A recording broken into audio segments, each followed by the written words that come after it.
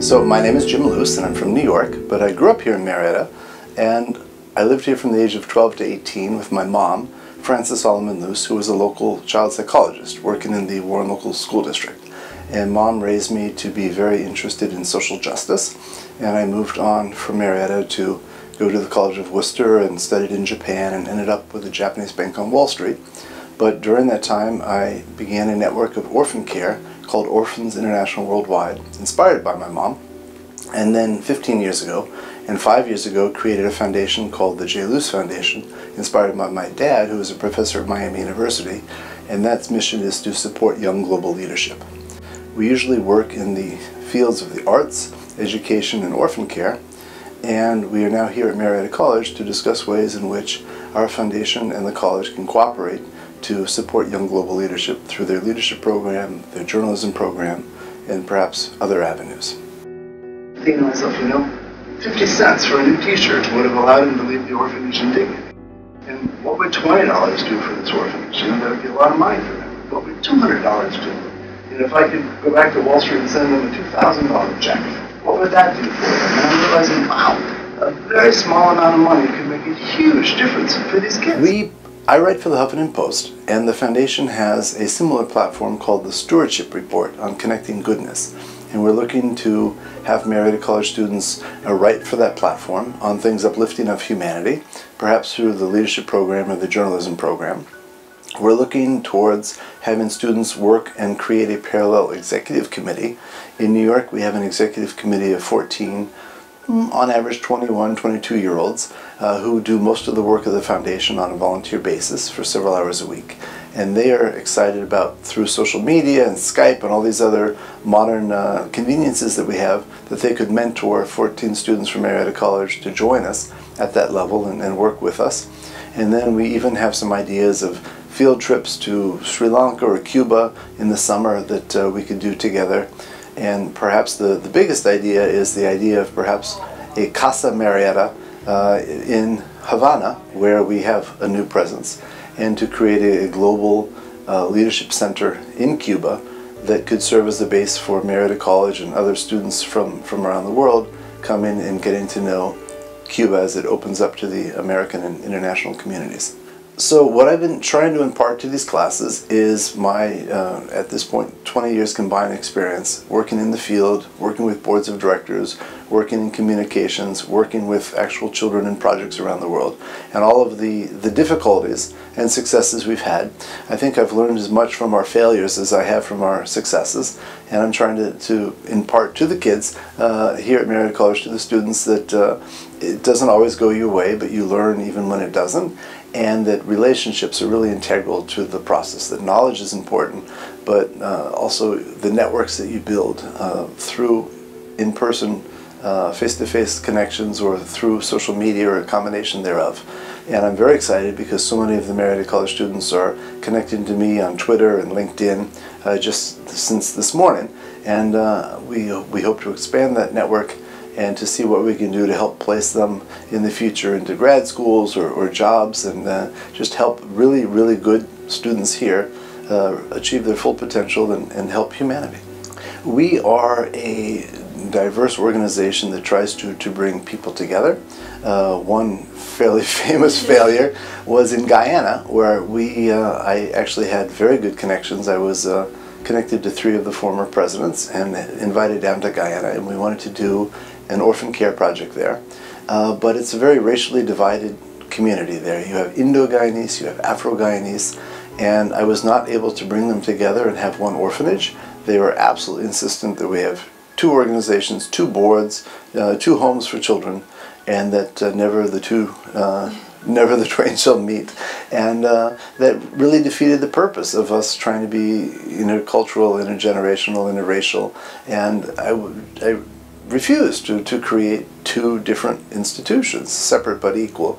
That just defies our whole purpose. And I could not get them on the same page. And we actually lost quite a bit of money trying. And that was a disappointment. But you don't always get what you want.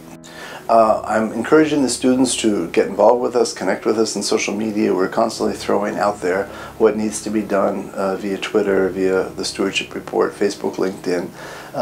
But if people are in place somewhere, whether it's with us or anywhere that they are, we say, you know, act locally, think globally.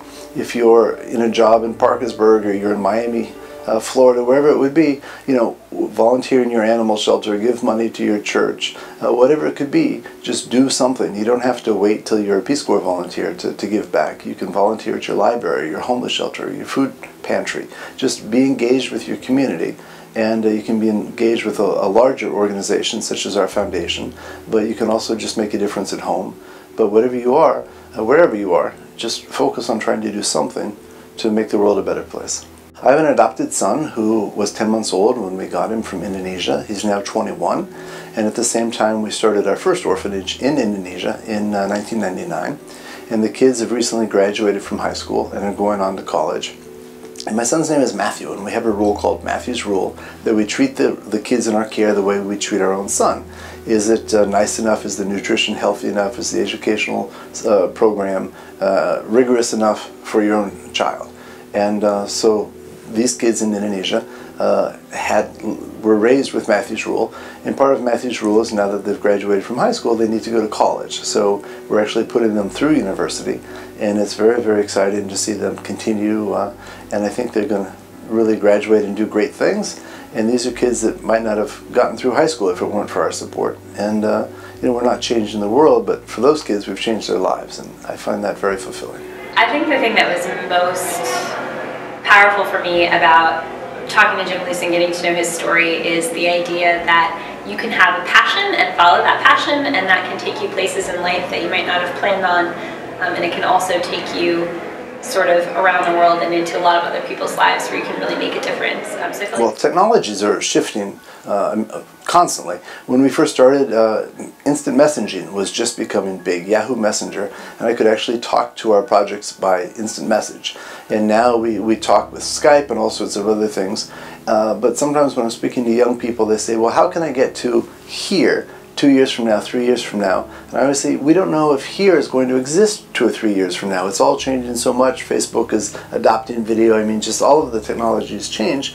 So I really stress the importance of just keeping your options open, being as broad as possible. A liberal arts education is integral to social change, and you just need to be as open to connecting and having networks with people, and just knowing what you can do to achieve social change in the future, because right now we don't really know what the ground is going to look like in 2 years. You just have to be open to possibilities, and life is actually far more random than most of us realize, but in that randomness we can achieve good things. Already we have Marietta College students coming to New York, and New York people coming here, and we will be involved with Alumni Association meetings in New York, and I think that there will be a long and productive cooperation. I'm extraordinarily excited. I'm very, very proud to be from Marietta. Certainly it's a wonderful, wonderful place to go to high school, and it's just incredible. It's been 3 decades since I've been back, and the charm and the tranquility and yet the sophistication is quite exciting for me. I think this would be a really, really nice place to be. I think we're going to have so many opportunities and so many new initiatives that can pair so well with our entrepreneurship programs that we're starting, that I think that the opportunities that people are going to have around the world and even locally and globally are just going to be very, very good.